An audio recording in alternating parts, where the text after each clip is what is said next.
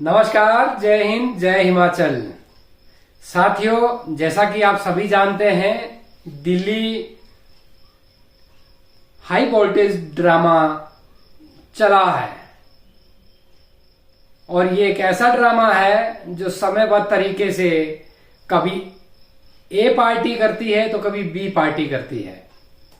जी हाँ, बात करते हैं आज कॉकरोच जनता पार्टी के इस सफलतम आंदोलन की, जो कि अभिजीत दीपके जो फाउंडर है कॉकरोच जनता पार्टी के, और उनके साथ सोनम वांगचुक जो शिक्षाविद है और पर्यावरणविद है,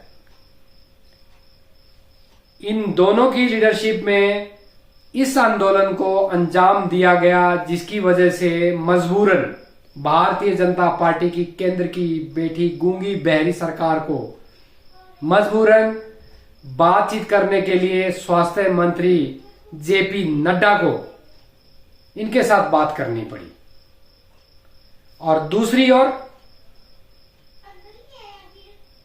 राष्ट्रीय कांग्रेस पार्टी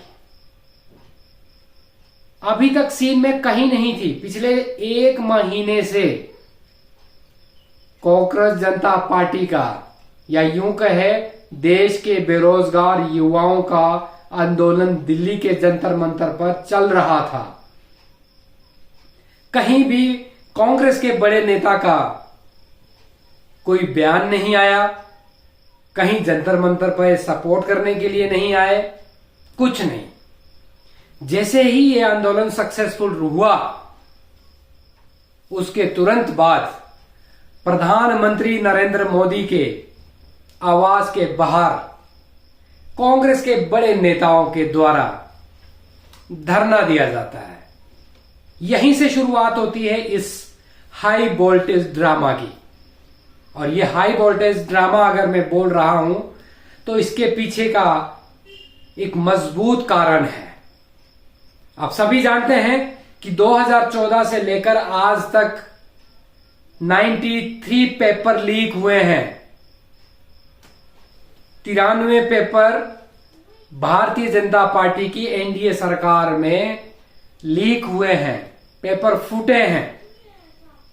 और इसी कड़ी में अगर हम बात करें, ज्यादा इतिहास को ना खंगालते हुए, सिर्फ और सिर्फ 2004 से लेकर 2014 के बीच में यूपीए की गवर्नमेंट रही, जिसका कि जो लीड वो कांग्रेस पार्टी कर रही थी।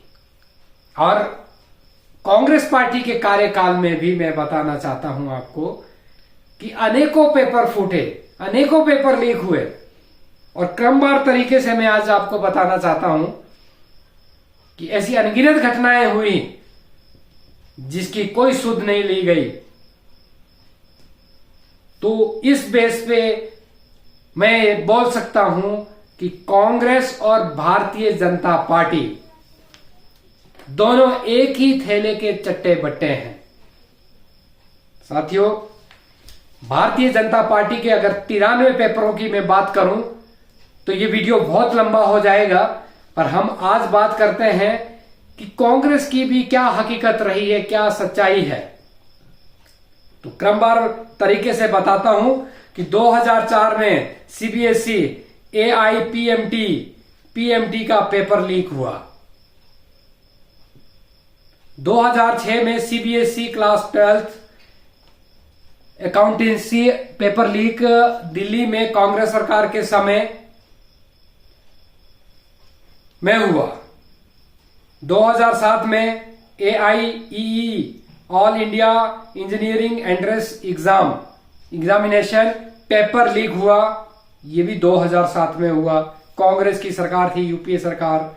2008 में PMT pre medical test paper leak. 2011 में AIEE पेपर फिर से लीक हुआ।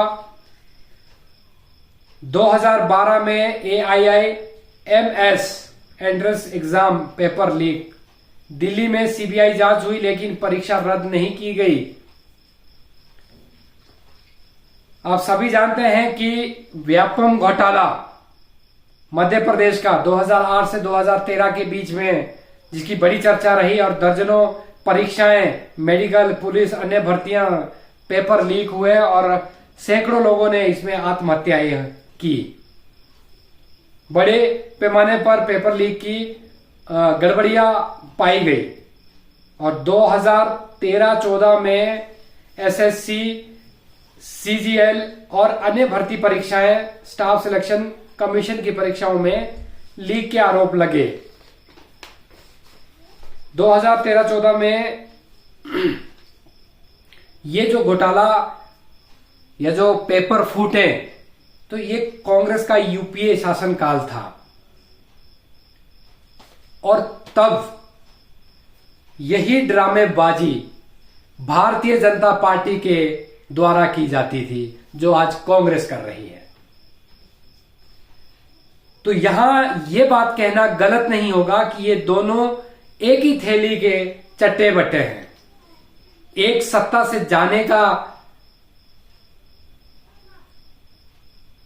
इंतजार करता है और दूसरा सत्ता में आने का इंतजार करता है।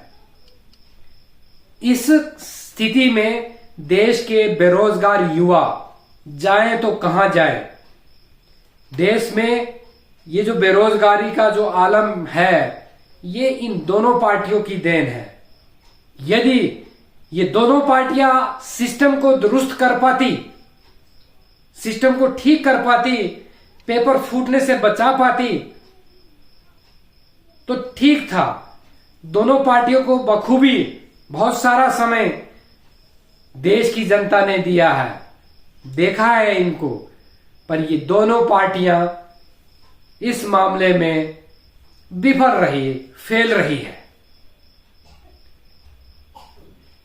आज अगर हम बात करते हैं ये हाई वोल्टेज ड्रामा की जो दिल्ली के अंदर चल रहा है, और कहीं ना कहीं कांग्रेस पार्टी इस आंदोलन का श्रेय लेना चाहती है कि कांग्रेस पार्टी कॉकरोच जनता पार्टी के साथ है। अगर ये कॉकरोच जनता पार्टी के साथ होते तो मेरा सीधा सवाल कि 20 जुलाई तक शाम 5 बजे तक बड़े बयान क्यों नहीं कांग्रेस की ओर से आए? कांग्रेस के नेता जंतर मंतर पर इन बेरोजगार युवाओं के साथ मिलने, इस धरने पे क्यों नहीं आए? इसका सीधा सवाल है कि कांग्रेस पार्टी इंतजार कर रही थी कि किसी भी तरीके से यह आंदोलन फेल हो जाए और हम फिर तथाकथित राजनीति वही सदन के अंदर और सदन के बाहर करें, जैसा कि आज कर रहे हैं। यदि यह आंदोलन सक्सेसफुल होता है तो हम इसमें कूदेंगे और हम अपनी सिंपैथी बताएंगे कि हम देश के बेरोजगार नौजवानों के साथ खड़े हैं, जैसा कि आज कांग्रेस पार्टी के नेताओं के द्वारा हाई वोल्टेज ड्रामा किया जा रहा है। और दूसरी ओर से भारतीय जनता पार्टी, जिसने ऐलान कर दिया कि कांग्रेस के जितने भी जिला के, चाहे स्टेट के मुख्य कार्यालय हैं पार्टी के, वहां पर धरना दिया जाएगा। वहां से क्या मिलने वाला है? देना तो धर्मेंद्र प्रधान के साथ साथ प्रधानमंत्री नरेंद्र मोदी को भी इस्तीफा चाहिए था, और आप धरना देने के लिए कांग्रेस के मुख्यालय ढूंढ रहे हैं। किसको मूर्ख बना रहे हैं? देश का युवा सब कुछ देख रहा है, सब कुछ समझ रहा है कि किस तरीके की राजनीति आप देश के बेरोजगार युवाओं के कंधे पर दोनों पार्टियां कर रही है। पर याद रखना, इतिहास गवाह रहा है कि जब भी समाज के अंदर कोई बड़ा परिवर्तन आया है तो सिर्फ उसको युवा लेकर आया है। आपने युवाओं को सिर्फ अपना वोट बैंक समझ रखा है। देश के उच्च न्यायालय ने कॉकरोच तक इनको कह दिया। कॉकरोचों ने अपना ताकत, अपना महत्व दिखा दिया, जिसमें दिल्ली में बैठे तानाशाह का सिंहासन हिला दिया। आज यह जो राजनीति देश के अंदर चल रही है, इसी राजनीति ने देश का बेड़ा गर्क कर लिया है।